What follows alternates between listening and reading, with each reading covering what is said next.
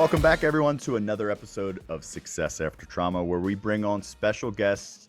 They share their story, the challenges they faced, what the aha moment was when they were ready for change, what their journey looked like, and how they're giving back today, how they're serving, how they're leading others today. And our special guest today is Celeste. Celeste is a life coach. She works specifically with people going through or that have went through life transitions, and that just includes all of us. When we say life transitions, she works with people going through things like moving. Maybe you're moving your family, maybe it's a job relocation, maybe it's just down the street, a new job, a divorce. Anytime we go through those situations in life where we are transitioning from what was into something new, we are met with, sometimes we can have grief that comes through because we're shedding a little bit of the old. And that grief can lead us into imposter syndrome, anxiety, confusion, because as we go into the new that we've never been into before, we can start feeling like we don't belong here. But of course we belong there. That's our journey. Celeste is a life coach, and as a professional life coach, she has combined her background in nursing and corporate America with a love for helping others. Within a proven structure, she uses her learned skills of empathy, understanding, and communication to help others grow to their fullest potential through her signature method. She's the founder of the Mindful Presence. She has created that. And Celeste, tell us a little bit about, if you take us back like the beginning of the story, like where does this all even start? And of course, when the time comes, I gotta know a little bit more about the signature method. But take us back to the beginning and tell us how this all starts. Yeah. First, thank you so much, Greg, for having me. Um, you know, my background comes from a place of moving around 17 different times in my life. And That's a lot. 17? yes, Oh my yeah, gosh. 17 times before I was 25. And yes, my parents weren't in the military. And What are you you know, averaging, like one, just like off the top of my head, is it like, are you averaging like 1.2 years per place or something like that? Like I'm just guessing here, but holy smokes, that's a lot. Keep yeah, going. yes, so about. And the reason being is, I grew up with my father, who is an engineer, and my stepmother, who is a registered nurse. Um, I moved down from San Francisco down to Los Angeles when I was about probably 2 years old. It was after my real mother passed away when I was 11 months. She passed away from cancer. Hmm. And from the very beginning of my relationship with my stepmother, it just wasn't very happy, I guess I can say. Um, she had just moved in from a different country. She was trying to figure out how to mold herself into a completely different culture and then take care of a child that wasn't her own. So it was very difficult. We to this day do not talk. We haven't talked in many years. But because of her career and my father's career, we did move around a lot. When she first got pregnant, that was the first time I completely moved away from my father. I left the country, went to the Philippines, lived there for a few years before coming back. And when I came back, I found out I had a little sister. So my stepmother gave birth to my sister. Um, and that was the first time I was told, because you're the oldest, um, you're now going to be the second parent. So by the age of probably 5 or 6 years old, I was suddenly put in this position of, you're no longer a child, you are a an adult figure. Hmm. So when I was in that adult figure, it meant that I had to now look over the safety, over the the everyday Well-being. care. Yeah. Yeah, everyday care of my siblings. And at the same time, just trying to make sure I stayed in school and got my straight A's and went to all of these different classes, did music, did, you know, competed in tennis and swimming and everything.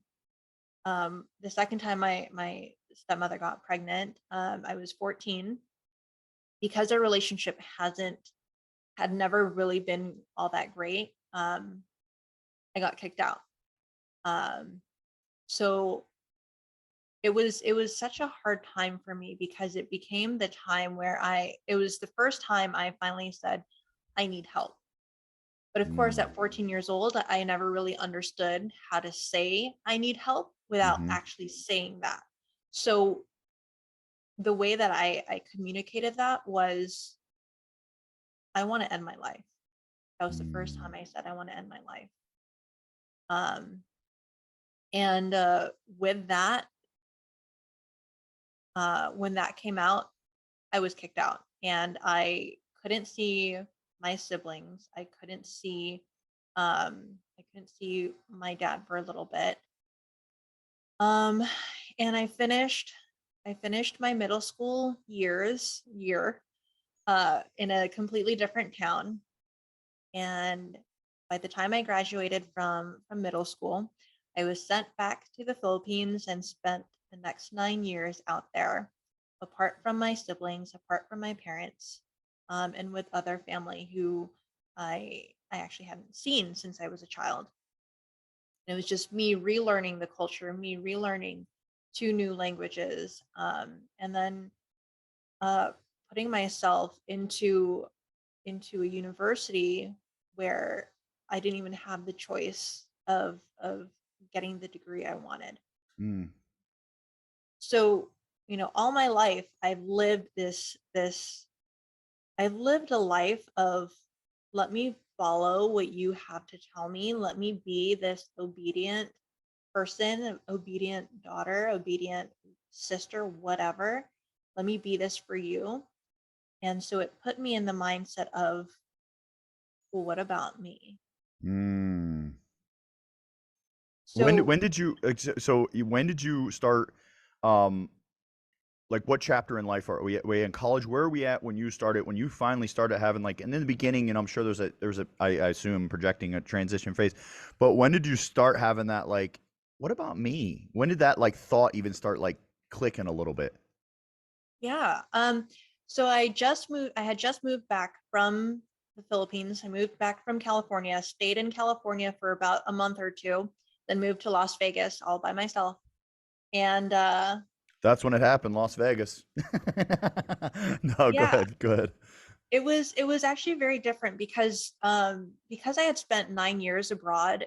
I had to relearn the culture that I was already born into. Mm, mm, And so a lot of the things that we did in the Philippines, which was just, being very, very kind and, having that hospitality as the first thing you offer, it was taken the wrong way in Las Vegas. And I was sexually assaulted in Las Vegas while I was on break while at work. And I'm very open about talking about this now because I've gone through it. I've moved past it. But when it happened, the first thing that people within my culture said to me was, "Well, what were you doing?" So they were telling me that I was the one at fault. I was the one who was calling it towards me when all I was trying to do was be kind. And mm, so finally, I think that was really the start. It was the start of, I'm so tired of being who everyone wants me to be, being who the world wants me to be, when it wasn't working for me, wasn't mm, aligning with me or my personality or the things I wanted to believe in. mhm, So I moved back to California, tried to make things work with my stepmother, and it just didn't work. Um, I separated. I completely cut off ties from her back in 2015, so about 8 years ago. And since then, I have switched careers from, from nursing to working in corporate America, trying to find myself working in a casino and in retail. I worked in sales. I worked in a restaurant. I worked in construction. I moved across the country from from California going all the way to Florida, moved probably 3 different times while in Florida, still trying to find myself. I became a minister. I became a bridesmaid for hire, and I still couldn't figure out why I wasn't happy. And it wasn't until I started working with the coach. By this time I had worked with 3 different therapists, and it wasn't working for me. When I finally found my own coach, it was something. It was like someone opening this can of preservatives, or like a can of tuna that had been, sealed shut for years and years. And I felt like, oh my gosh, this is what air feels like. This is what it feels like to actually breathe. This is what it feels like for light to shine on me. And from then I realized, wow, there's so many people who could really benefit from this. But I was still trying to find myself. I was still trying to find out, what was the path for me to go through. I found something called the Grief Recovery Institute, and they had this workshop where you could become certified. And I thought, well, what could go wrong? I went through a workshop that was, intensive, and it was only 4 days long as opposed to the 8 weeks that was usually required. And I found out that this eating disorder that I had, where I would only eat once every 3 to 5 days, was developed because of grief, because of my relationship with my stepmother. The sleeping disorder I had, or the insomnia I had, was developed because of my relationship with my stepmother, and all relationships after that. My anxiety disorder was also developed because of the starting point was my relationship with my stepmother, and how I saw relationships after that. I became dependent on at a time, I became dependent on Xanax. When I couldn't do Xanax anymore, I became dependent on medical marijuana. It was a thing that would help me stay awake, or concentrate throughout my day without having a panic attack, without having an anxiety attack. It would be the thing that would help me eat, because otherwise I would go back to my caffeine addiction, which almost put me in a hospital in the first place. It would be the thing that would put me to sleep, because otherwise I would only sleep 2 to 3 hours a night, as opposed to the recommended 6 to 8. Within that 4 days, I was able to lift all of that off of my shoulders. I was no longer going to the hospital because of my nutrition. I was no longer severely underweight. I was finally at least 110 pounds when, before this, at the age of 27, I could barely hit 96. So when I realized that grief does hold us back, that there are other ways to grieve, other situations to grieve, it was something I wanted to offer to others, help them lift themselves up. Yeah, there's no doubt. Thank you for being vulnerable and sharing what you've shared so far. There's no, I say it slightly with like a little bit of, there is no doubt. Sometimes you have to ask people like, hey, why'd you do that? Or why'd you pick that? Or why'd you decide to do that? It's very clear.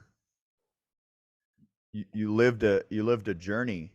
I think it was Ed Milet that said, and I use this a lot, you are uniquely qualified to help those one chapter behind you. Like, no matter what I read about grief, no matter what studies I do, no matter what books I take, you intimately lived it. Yes. You know what each part of each chapter looks like. I can only make an assumption from my model of the world. That's powerful. It's very clear why you decided grief recovery. Okay, I dove in. Forgive me. Keep us going. So we went through this institute. During these days, you're like, obviously the weeks after, you're like, whoa. Take us into the next chapters. Keep us going. Yeah. So after I took this workshop, after I became certified, I thought, wow, how can I get my message across and help people, um, you know, understand that they are grieving, that that there are no such things as the stages of grief, that they aren't truly, going through some they aren't really going through shopaholic shopaholicism. I don't know if that's the right term, but they're not going through, these behaviors that are holding them back because there was something wrong with them. I wanted to help people understand that it could all stem from grief. People become alcoholics because of grief. People, depend on substances because they couldn't deal with their grief. So I wanted to put that out there and help people realize it. So I started my business, Mindful Presence, to help people, one, heal from grief, and then two, figure out what they wanted to do after. Because once you realize that there's no longer the weight of those emotions on your shoulders, you're no longer grinding your teeth because of your grief, you start trying to figure out, well, what's next for me. And that's where I come in as well, is I help you figure out what is the next step for you. What is it? Like, what is the thing that you want to accomplish next? That's beautiful. And I love it. I love what you said. Once you get to that place where we stop the noise, once we stop the pain, um, inevitably we're left with like, what do I do? We don't realize. I say we, as a society, we just don't. We're too close to it to realize how much we're drifting. And sometimes that drifting is happening in childhood or even in adult. Okay. And we don't realize it. And then when we look up, we're like, how did I get here? Well, 1 inch at a time. We don't realize it in the motion. We start to think whatever our trauma and grief is, we start to think that is life. We think Yeah. this is the way it is. It's just the way it is for us until we take that journey of healing. Yeah. So when you realize, so you had that realization and you launched your academy. Well, out of curiosity, what was it when you launched your academy? Were you still working corporate America, or had you fully like just all in on it, or was there a transition? How did that go? So, that's a great question, because I actually haven't worked in corporate America since 2017. I've made so many transitions since then. Uh, I The last thing I was doing before this was working as an executive assistant for someone else's business. I gave that person a few weeks notice. They asked me to stay 4.5 months longer. Um, but other than that one additional month after starting my LLC officially, yeah, I've been all in. Beautiful. That is beautiful. And what have you found to be, the,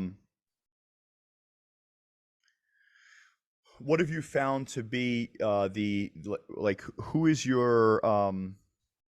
uh, who have you found that is being called to you, or you're being called to them the most? What is that person like? Tell me a little bit about, yeah, go ahead. Yeah. So, I found that people who are very ambitious, very driven, very motivated, and, dedicated to improving their lives, those are the people who have been reaching out to me. Um, Oddly enough, people come to me because, they're experiencing some sort of issues in whatever relationships they're in, whether it be with a significant other, with a parent, with a sibling, or even people they've considered friends. um, they they don't realize it that they don't realize that they're grieving those relationships, and the reason why they're grieving is because they're putting themselves in a relationship where they feel like there's so much toxicity. But the toxicity that arrives is because it mirrors the grief that we're holding within ourselves. So these are just a few of the clients that I have worked with, that have reached out to me just wanting to find clarity, wanting to lift that weight off of their shoulders. Mm. um yeah, I remember working with one of my clients who had been in an amazing friendship, or he considered it an amazing friendship for a few decades, until more recently he was starting to realize, it just it was a lot more toxic for this person, than he realized. So he let that friend go. He no longer speaks to his male friend, and um, he lives a much better life. He lives much happier. He has made better relationships, and he no longer feels the imposter syndrome of, how do I move forward? How do I introduce myself to people? How do I come out of living through COVID and being in a friendship with this one person for decades and decades, who made me feel insecure about myself, and start finding people who can accept me for who I am. Mm-hmm. Mm-hmm. That's powerful. Tell us a little bit about, obviously, I say obviously, um, as a coach, as a healer, we all have, there's modalities out there. So for everyone listening, modalities are just different ways that so for example, in the holistic world, if we look at modern the modern health world, we have different medicines that we would prescribe, and then Mhm. in the holistic, we have different modalities. And then if we look at it, if we hold it both in the same, over here, the medicines, right? They're all medicine, right? They're all for helping people, but you couldn't just take any one of them. You need a Mhm. specific one. And then over here, all the same in the holistic world, like, well, all the modalities are for healing, but we need a specific one. So certain people need that grief one, certain people doing that transition thing. So we have that, but then there's always like our magic as individual coaches and healers. Like, we bring our own magic. And when I say magic, again, for all those listening, if you're a coach, a healer, a light worker, whatever the title that you utilize, we were called to serve others. I've found, I think, every time, but I don't know, maybe it's not every single time, right? We went through something, and then Yeah. we got through it, and we're like, oh my gosh, I want to help, I want to serve. So we're called to that position, and then there's something inside of us that's like our magic, right? So you have your magic blend that is like, someone would have to work with you to realize it. I get that, but can you tell us a little bit about what is your formula structure? Like, what does it look like from an abstract level? Yeah. So I use something called the grief recovery method. It's the thing I'm specialized in.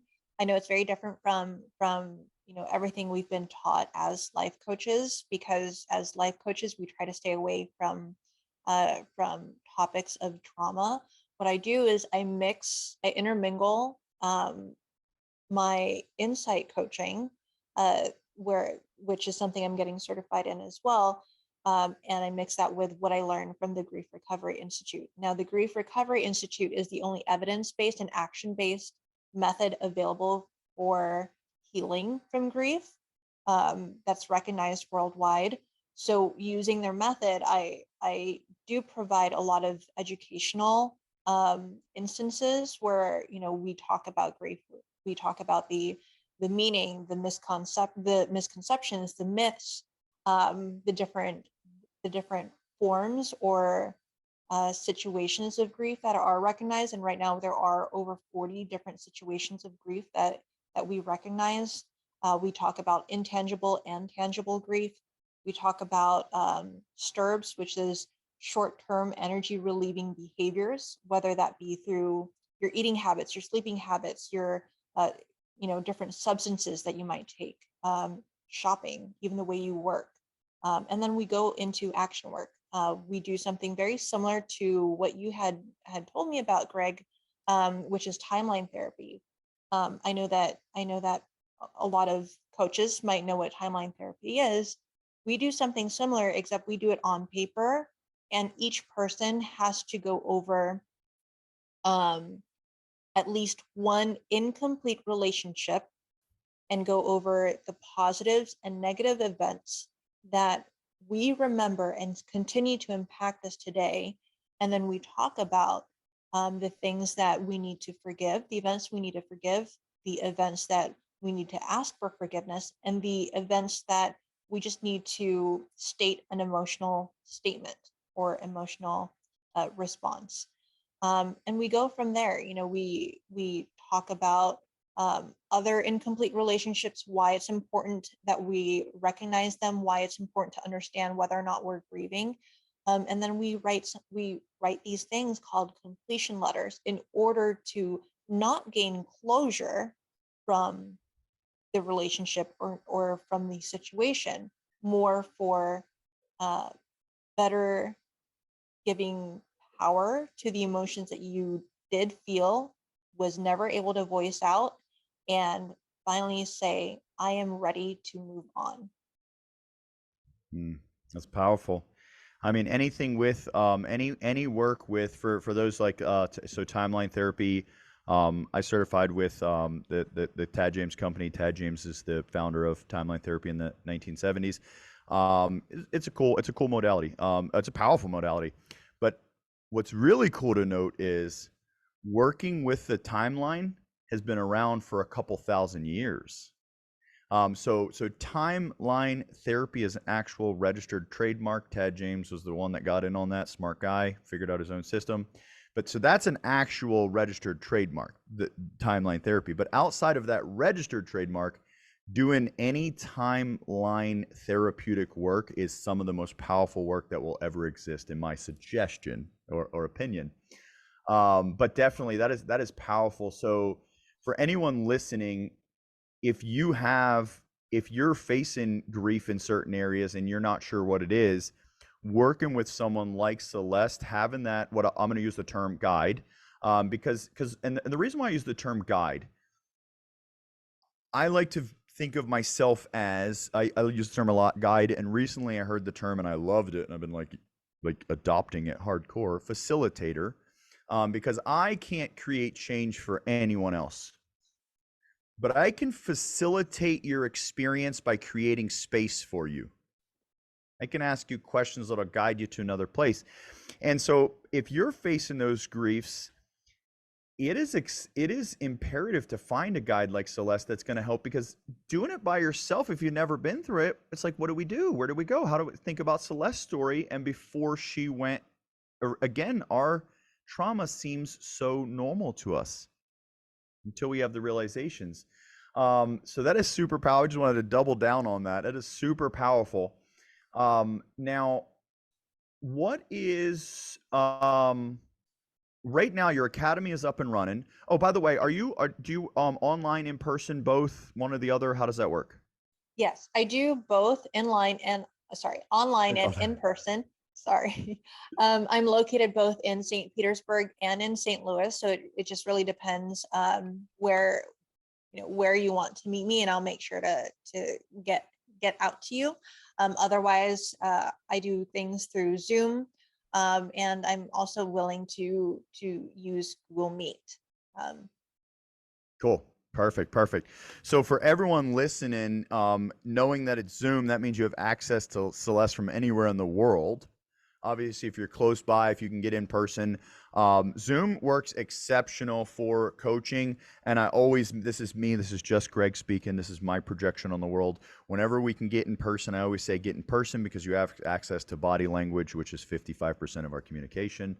But Zoom works exceptional. Now, you launched your own academy, which again, congratulations. That is a huge win. That's a huge win.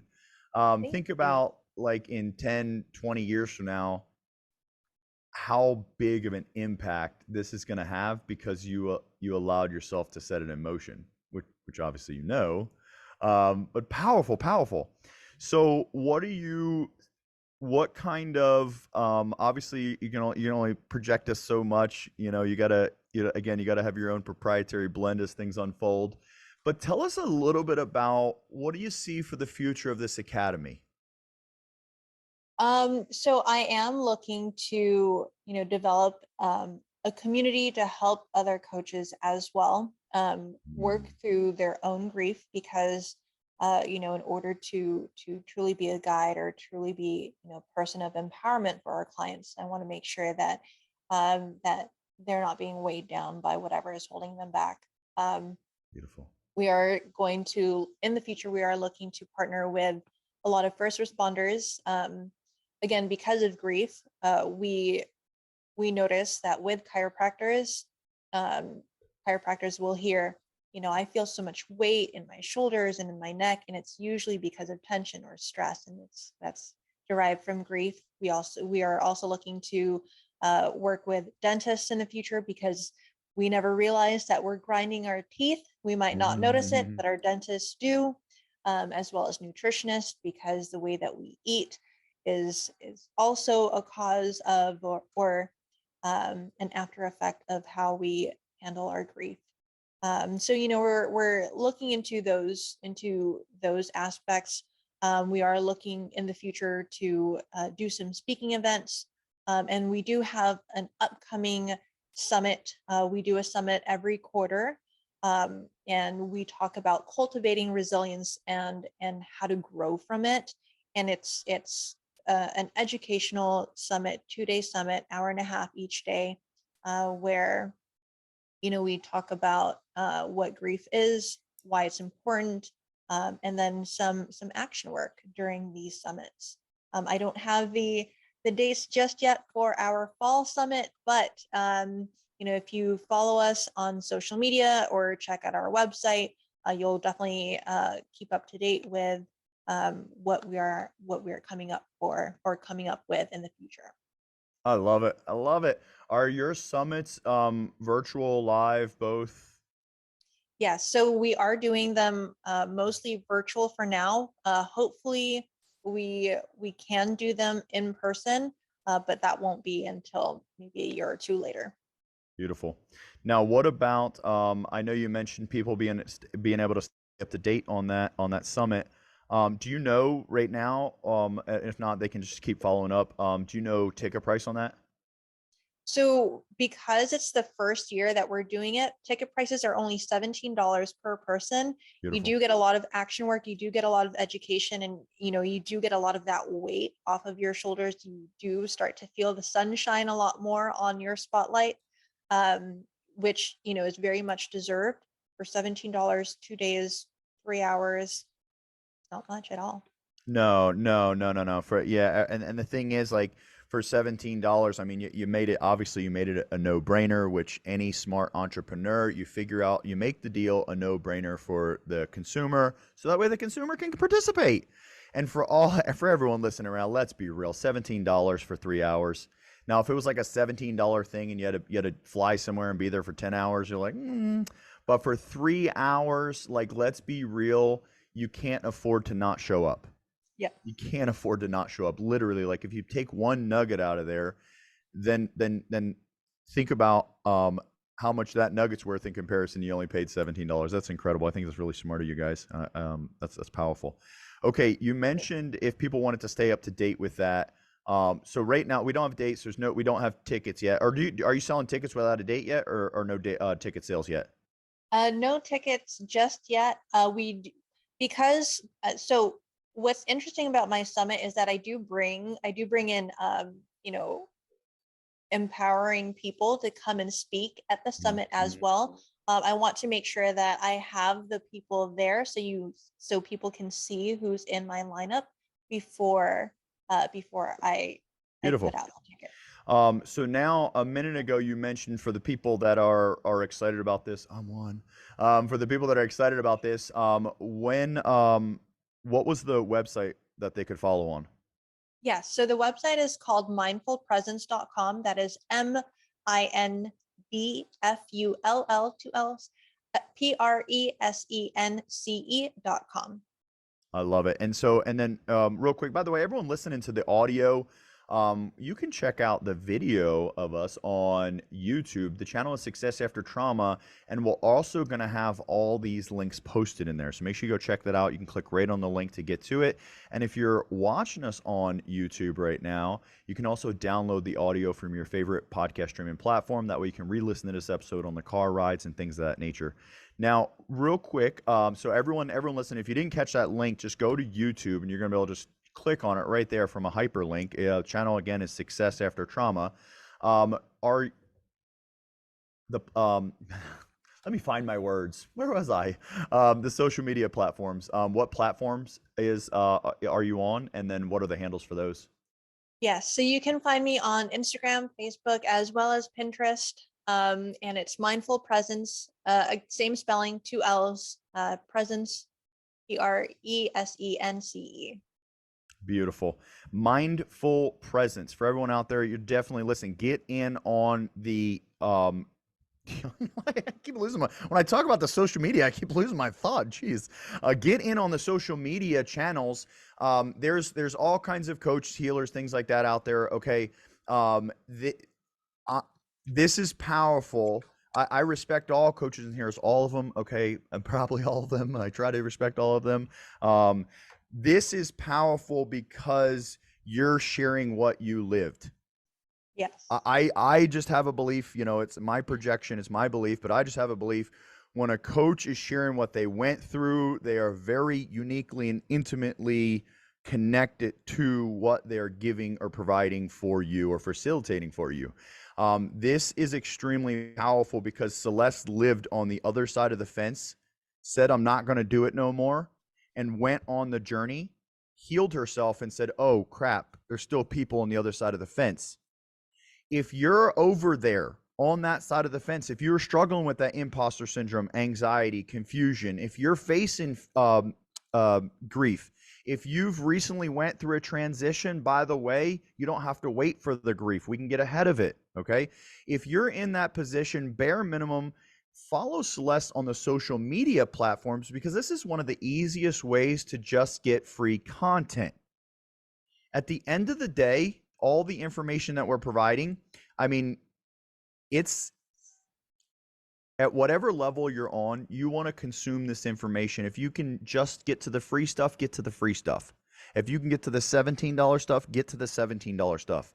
If you can get to the $5,000 stuff, get to the five. If you can get to the 10,000, listen, there's $50,000 and $100,000 stuff. You want to consume at whatever level you're capable of consuming. And Celeste has free $17. And then, oh, by the way, for the people that are looking for the elite stuff, you can connect with her privately. Obviously, she has elite one-on-one stuff in addition. Celeste, this has been powerful. In just a moment, I'm gonna ask you to give us to share a message with, if we would, some final thoughts. But before I ask you to do that, do you have anything else to share right now about your mission, yourself, or anything else that we haven't covered yet? So, if this is something that you're wondering whether or not it's for you, can I just share, something I went through? Please. Oh, please do. So, growing up, because I didn't have a good relationship with my stepmother, I couldn't develop relationships with other women. I didn't have girlfriends, the way that you would see on TV or in movies. I didn't have people I could trust. I didn't feel safe enough to approach people. I would develop relationships with people and it became toxic because because I always saw it as I need to be this subservient person and be the person who they wanted me to be instead of the person that I needed myself to be. If you're finding yourself in a situation like this, it's because it could be because you're grieving a relationship that wasn't serving you. It wasn't serving your growth. It wasn't serving, the power that you have within yourself, in order to spread happiness, spread sunshine around. Um, you know, that's just one of the first signs that you're in a state of grieving, not being able to approach certain groups of people because of past relationships. If you're finding yourself shopping every time something big changes, whether you start a new job, you got a job offer at this, the dream company you want to work for, and you find yourself shopping because you want to impress people, and you find yourself shopping because you want to relieve the stress, the nervousness, the anxiety that's coming on, you could be grieving. It's a great event that's happening in your life, but you still could be grieving from it because it's a huge shift or change. And at the same time, if you are a friend of someone who is experiencing a huge change, for example, if your friend is getting married, and you used to spend every single day with that friend, talk to them every single day with that friend, and now they're getting married and you're no longer spending as much time with them, you could be grieving that they're getting married because of that sudden change in your relationship. There's so many different ways or different situations of grief. It's just understanding that grief is a cause, it is caused because of a huge emotional shift, or a huge change, and it is that mixture of emotions. So I could be feeling confused, and sad and feeling abandoned, but all I'm comprehending right now is just sadness. Giving words to the other emotions is very important, but also understanding that, those are the reasons for grief. And if you don't want to work with me, that's completely fine. There are other people who can help you work through your grief. Just know, that there are different ways to overcome that grief, and being able to understand what works for you is very important as well. It's powerful. That's powerful. There's no one way for, that's my suggestion, my projections, just no one way for everyone. Just like I talked about, there's different medicines, those different modalities. You got to find the one that speaks to you. You got to find the one that speaks to you. There's so many, there's plenty out there, and not just modalities, but again, we talked about the modality as like, we have access. When I use the term modalities, as a species, we have figured out certain ways to do certain things. That's so modalities are just ways that process. You use the word grief a lot. I use the word trauma, but essentially something happened in life, and we gotta. And the big thing is, so we talked about those modalities, but then also the individual coach, because they bring their own magic to the scene, literally. No matter, I love what you said. I mean, I'm a big advocate of, you got to find, I don't care if you worked with 10 coaches, 10 modalities, 10 therapists in the past. If you haven't found the one you like, you haven't worked with enough yet. And when you find the one you like, you stay with that one until eventually the goal, I'm going to suggest, to each of their own. The goal with me and my clients is to get you to outgrow me. In theory, we're not looking to keep you forever. We should be, I think, I say should, everyone will run their business the way that's their magic. You're looking for a coach that you can be with for a period of time, but the goal is to outgrow that coach. The goal is to take everything they have, implement it, and all of a sudden they don't have anything else for you, and you're off to a new level. I think that's very powerful. Now, since we're on the subject of coaches, I always ask my guests to provide a final thought. And I usually, what I'll do is suggest to my guests, like, hey, this is the person I want you to speak to. What do you have to say to them? Channel a message for them. And I oddly, when you were talking a minute ago, I was like, oh, that's what I wanted you to speak to. So, but what I downloaded was, will you give, so for your final words, for your recap, um, I essentially to say, channel download, like, hey, what am I going to provide? What are we looking for? And what I came up with. Would you share a message and final thoughts with coaches that are still grieving? Would you share a message with them, whatever you're called to share with them, around the power of, we're humans, even if we're coaches, healers, okay, we're humans first. We have nervous systems, we have emotions, okay. Would you share a message with coaches around the importance of completely and totally identifying this and aligning with who they need to align with, so they can clear that, so they can truly step into their power? Would you share a message with coaches? Yeah. Um, so, when you're working with, let me just ask, are you asking me to tell Well, and coaches? maybe, yeah. Oh, so maybe forgive me.